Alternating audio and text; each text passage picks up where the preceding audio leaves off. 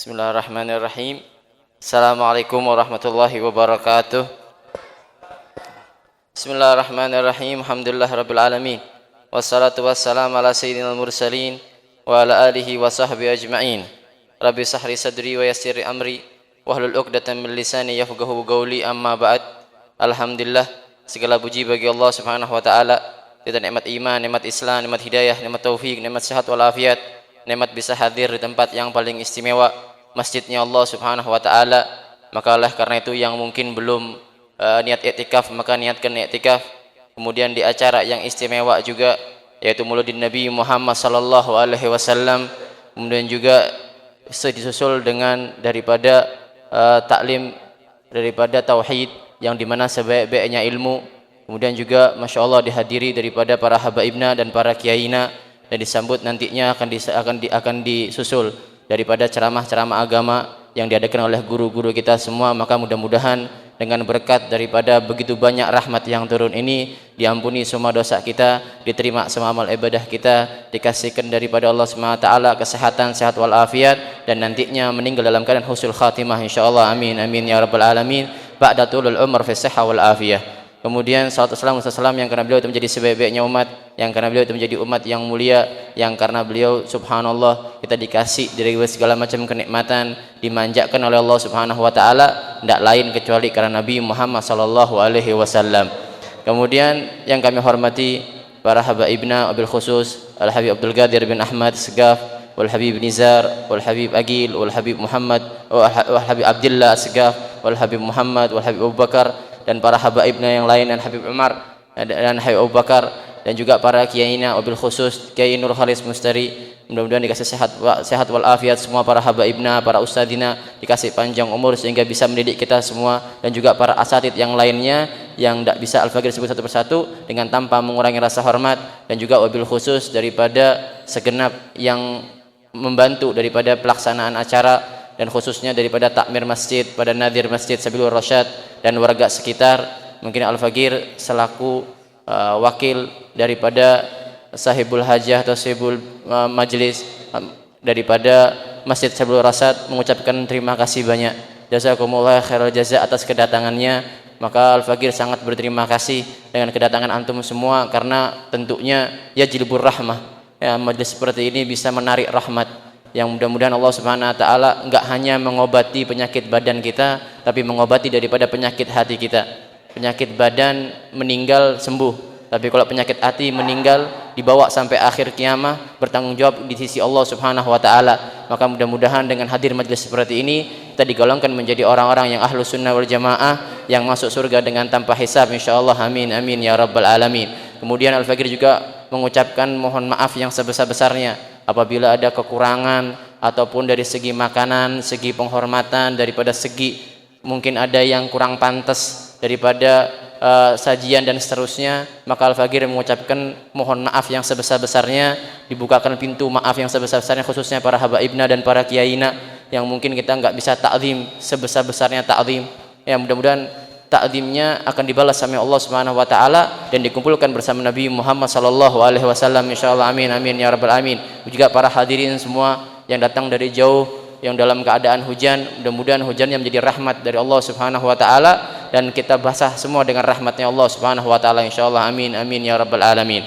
Kemudian sedikit tentang melanjutkan daripada kitab Ar-Ra'atul Ghamidah yang dikarang oleh Al-Habib Al-Musnid Salim bin Ahmad bin Jindan. Mudah-mudahan Allah Subhanahu wa taala menggolongkan kita bersama golongannya insyaallah. Amin amin ya rabbal alamin. Bismillahirrahmanirrahim. Qala muallif rahimahullah fi kitab Al-Habib Al-Musnid Salim bin Ahmad bin Jindan fi kitabih Ra'atul Ghamidah fi naqdil kalamir rafidah rahimahullah wa nafa'ana fid dharain amin ila anqal. Bismillahirrahmanirrahim.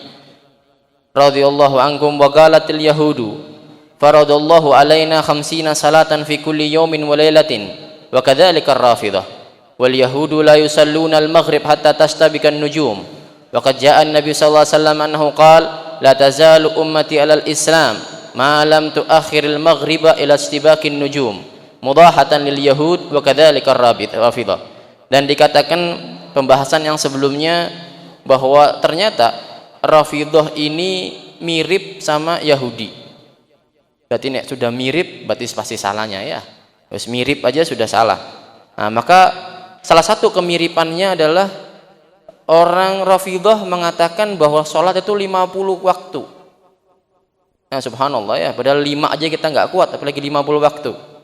Kemudian juga sama, orang Yahudi juga mengatakan bahwa sholat itu difardukan 50 waktu. Dan orang-orang Yahudi itu juga sama, nggak sholat maghrib kecuali sampai munculnya bintang. Sampai gelap, gampangannya sampai gelap. Nah, kadang pertama kali matahari ghurub, kemudian timbul namanya ihmirar atau syafaqul ahmar. Nah, sampai muncul syafaq ahmar itu kemudian habis masuk waktu isya. Nah, kalau orang-orang Yahudi itu enggak, sampai malam sampai keluar bintang baru sholat maghrib. Nah, juga sama, makanya kalau ada orang sama di riwayat yang lain ini sholat, di riwayat yang lain la tazalu ummati bi khairin ma ajjalul futur wa akharus sahur atau kama qala sallallahu alaihi wasallam, dikatakan umatku itu dalam keadaan yang baik selama dia mempercepat waktu buka. Jadi kalau ada orang takut nggak mau buka pas adzan, nunggu gelap, takut ini dan takut itu, maka dia seperti orang-orang yang Yahudi tadi. Orang-orang Yahudi itu buka puasanya pas gelap. Nah, maka oleh karena itu kalau sudah adzan maghrib, sudah yakin sholat, kemudian buka puasa, kemudian sholat, atau ya langsung sholat kalau emang dia tidak puasa. Ya, maka kalau ada orang yang mengakhirkan tadi sampai gelapnya, maka dia seperti orang-orang Yahudi. Maka Rasulullah SAW bersabda, umatku selalu dalam keadaan Islam yang baik selama dia tidak mengakhirkan maghrib sampai munculnya bintang, karena menyerupai daripada orang-orang Yahudi, begitu juga orang-orang Rafidhah. Nasakal aful afiyah. Nah, kemudian wal yahud idza sallu zalu anil qiblah syai'an. Orang Yahudi itu kalau sholat agak menyimpang dari kiblat sedikit. Ya, tentu kalau sudah menyimpang dari kiblat maka nggak sah sholatnya. Sama orang Rafidhah juga gitu. Kalau sholat dimiring-miringkan sama dia. Beda sama yang kita saksikan, tayamun sedikit sama tayasur sedikit. Itu nanti namanya mimbabil ijtihad. Lain lagi urusannya. Kalau ini enggak, dia tahu kiblat di depannya tapi dimiringkan sama dia. Ya beda ya, jadi beda. Juga sama, loh ada orang nggak dengar azan, kemudian nunggu sampai gelap, oh lain lagi. Itu namanya mimbabil Itu namanya mimbabil ihtiyat. Jadi ketika itu, jadi intinya yang enggak boleh kapan? Kalau jadi was-wasnya atau karena ikut orang Yahudi. Kalau dari masalah fikhiyah nggak ada masalah. Nah, kemudian maka lebih aman, kita nggak dengar azan. Ini nggak tahu maghrib apa enggak, maka nggak boleh berpuasa, nggak boleh berbuka puasa, harus nunggu. Lain. Kalau yang masalah ini dia tahu sudah azan, dia tahu sudah maghrib, tapi nggak mau nunggu gelap. Ini jadi sama-sama kayak orang Yahudi, yaitu yang dilakukan oleh orang-orang yang Rafidhah. Wal yahud yadhauna hajaran fi makanis sujud. Dan orang Yahudi itu kalau sholat ditaruh batuknya di tempat sujudnya. Ya, karena mereka mengatakan bahwa sholat itu harus nempel dengan tanah. Ya, repot ya. Padahal Nabi SAW sudah mengatakan waju'ilatil liyal ardu tahira masjidah. Dan dijadikan bumi ini bagiku suci, khusus untuk umatnya Nabi Muhammad SAW. Ya sudah. Nah, maka dimanapun dia sholat nggak ada masalah, kecuali kalau tempatnya najis. Nah, orang Yahudi nggak harus pakai batu di kepalanya. Ya, sama kayak orang-orang Rafidhah. Orang-orang Rafidhah itu adalah orang-orang yang dimana kalau sholat sujud dia ditempelkan batu. Nah, maka kalau udah lihat seperti itu, batuknya dibuang ya. Batuknya dibuang. Nanti biar sholatnya dia di luar nantinya. Nah, kan ngikutin batuknya. Nah, kalau umat muslimin enggak, ngapain? Perkara sudah mudah malah disusahkan buat dirinya. Kan kalau kita tidak pakai batu, tidak pakai apa, selama suci, bismillah. Nah, kemudian wa kadzalika Rafidhah kanu yasjuduna ala hajarin maktubin naqsh Aliyun Akbar wa Fatimatuz Zahra wal Hasan wal Husain. Nah, kadang kita ini kayak mikir gini, aduh, jangan-jangan orang-orang Rafidhah, orang-orang Syi'i itu kayaknya cinta banget sama Sayyidina Ali. Terus kita nggak cinta, kita cinta.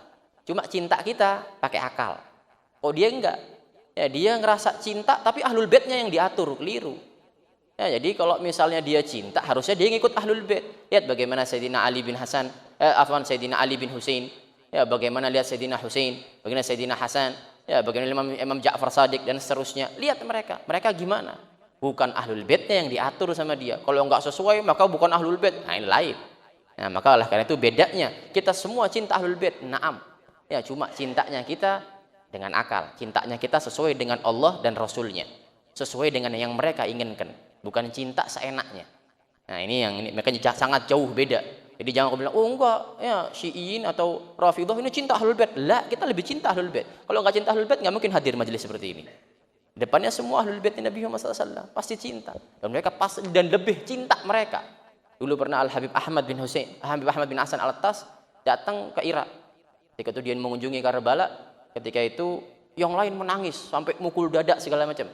Kemudian saya Imam Ahmad bin Hasan dikatakan, kau tidak sedih tak? Kau punya kakek dibunuh.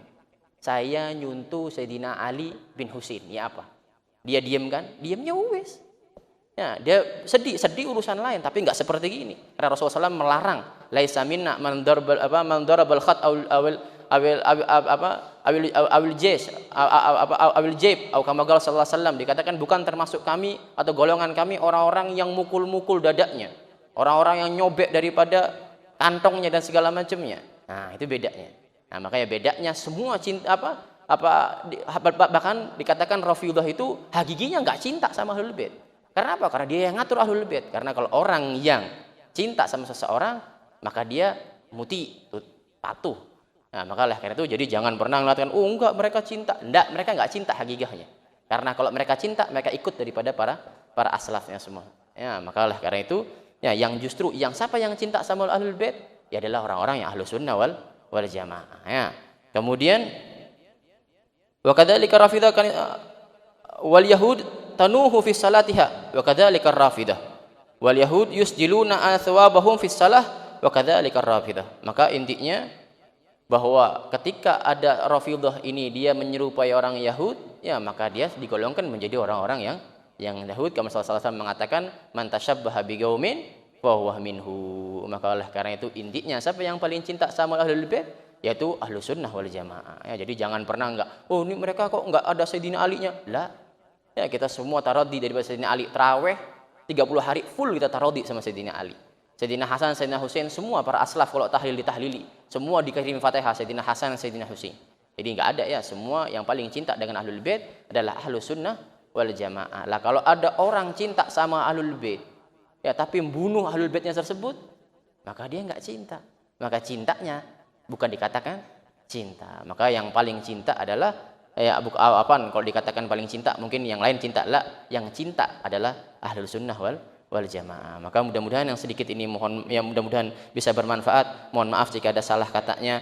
Mudah-mudahan ini bisa menambah cinta kita kepada Nabi Muhammad SAW, kepada Ahlul Bait Nabi Muhammad SAW. Nantinya digolongkan menjadi orang-orang Ahlus Sunnah wal Jamaah, dijauhkan daripada Rafidhah, dijauhkan daripada Syi'i dan semua sektenya, dijauhkan daripada daripada sekte-sekte yang sesat dan semuanya, dan insyaallah dikumpulkan menjadi orang-orang yang cinta Allah, orang yang cinta Nabi, orang yang beriman sama Allah, yang beriman dengan Nabi ala muradillah, ala muradi Rasulillah sallallahu alaihi wasallam. Mohon maaf jika ada salah katanya, khususnya para habaibna mohon maaf, para kiai juga mohon maaf. Wassalamualaikum warahmatullahi wabarakatuh.